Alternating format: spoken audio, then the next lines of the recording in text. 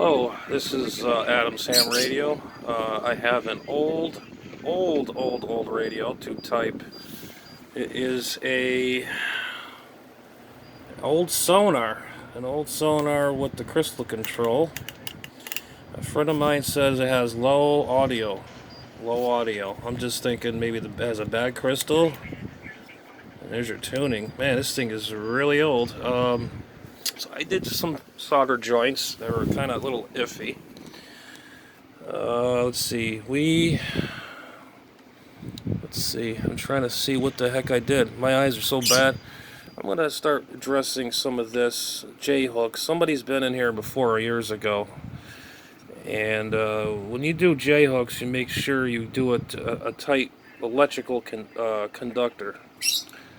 And there's a few things I had to redo here. And there was one down here. I got to get a pointer so everybody can see what I'm talking about. There is a solder joint that was down here. I readdressed that. It was very loose. And I'm just hoping, there's a lot of paper capacitors in here.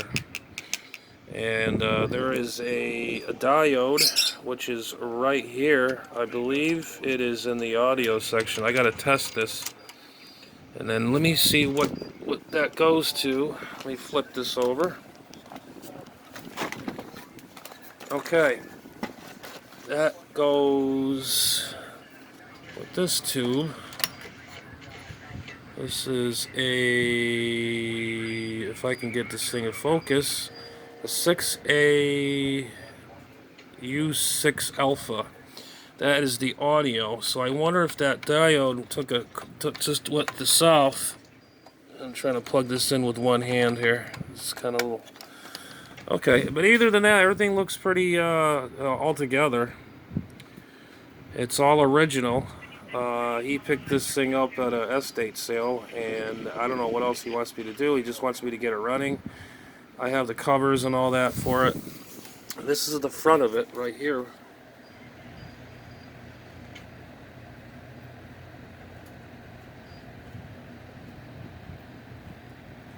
Very old unit. And then I got the covers. This thing was made in New York City, believe it or not. This is the 12 volt version. It's not 120. This thing was made...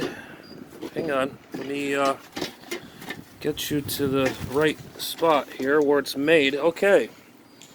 This is by Sonar, as you can see. Sonar Radio Corporation. 73 Workman Avenue, Brooklyn, New York.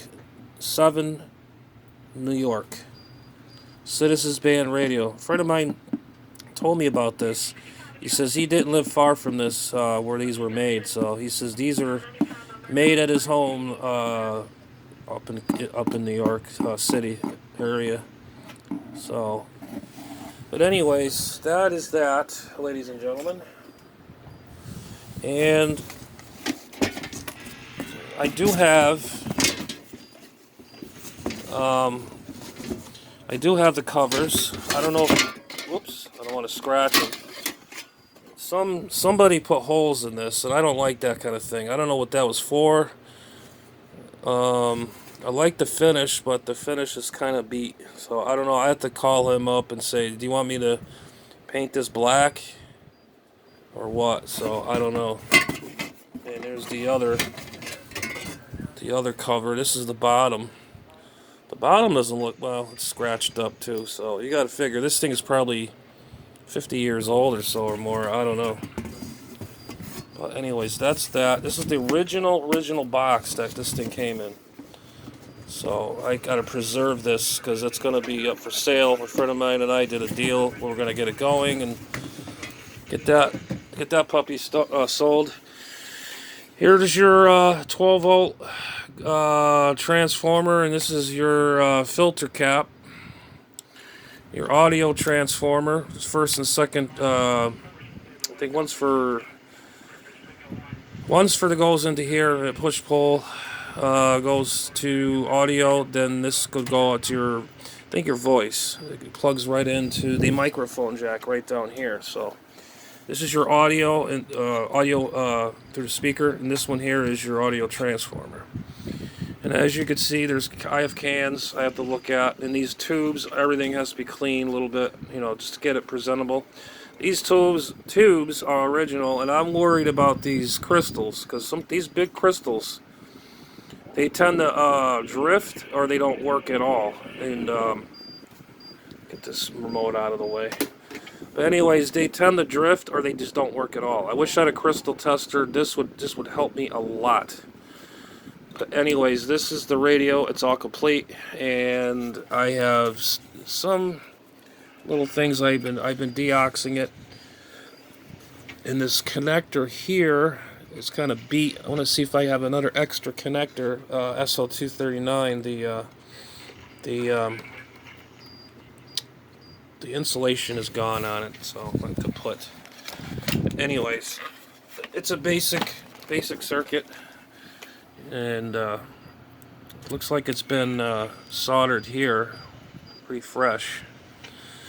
And check out these fuses, man. That is something else. I never see anything like that. That's a fast blow fuse, and this is a slow blow fuse. In case I don't know.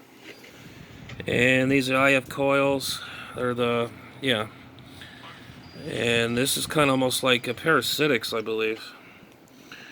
And like I said, I adjusted this. I put a little oil on here because it's just, yeah, that's a little better than it was. I couldn't move it before.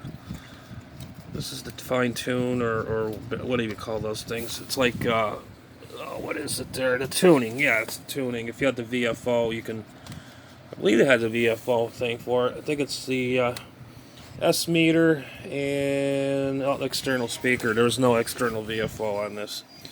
And I got the squelch nice and smooth, and this is the on off. Gotta wiggle it, gotta work them in a little bit. And here's the headphone section. Usually when this thing goes, you gotta check the connections on this. When this thing opens, the sound will never come through the speaker.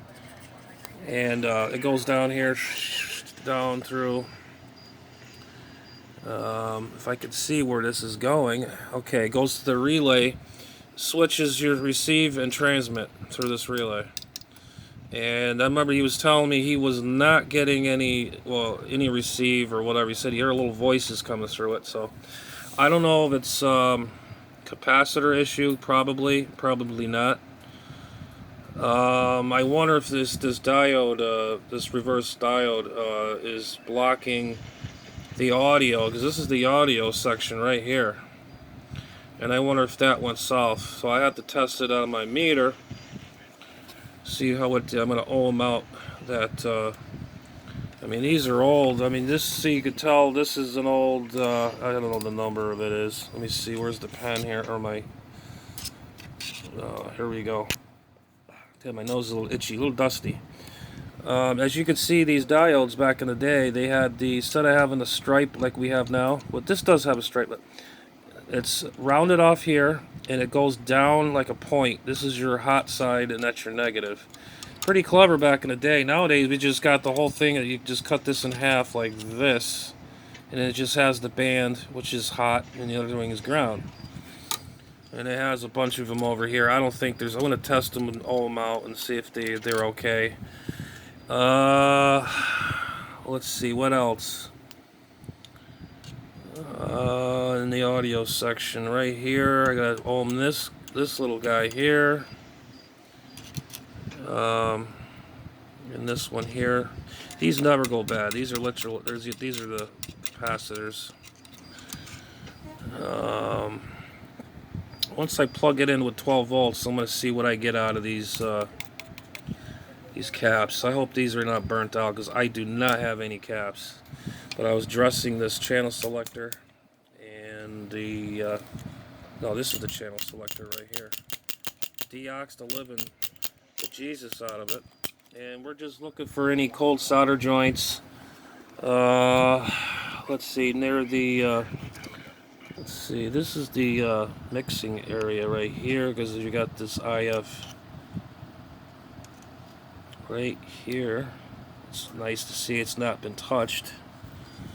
So basically, this radio is all original, all original.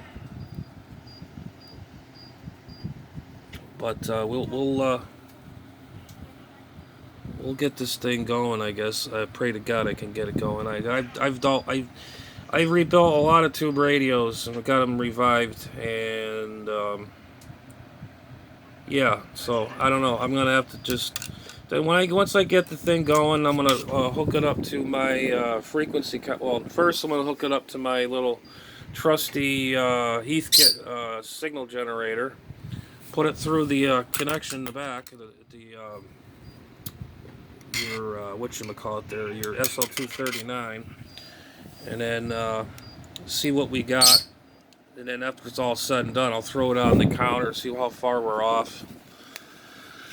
I'm just going to take my time on this because I don't know what's exactly wrong. He just said there's hardly any receive. It's quiet, it's deaf. And I'm looking at some of these connections here. Doesn't look that bad. But I'm gonna address that too. But I did all the controls here. I resoldered everything. If I get my pointer in there, all these right here are all been redone. One was down here, the black one, which was ground. It was wiggly, so I redid that. And let's see what we got here. No. But I will have to plug it into my 30 amp power supply and see what we got here. I don't know. I can't tell. There's no visual sign unless I have to. The only way I got to find out is I got to ohm out a few things here. You know, just lift one thing up, and it could be something leaking, a capacitor or resistor. I mean, there's no telling there's anywhere or it cracks. If it got cracks, it got hot and then it'll break. But none of this got hot, so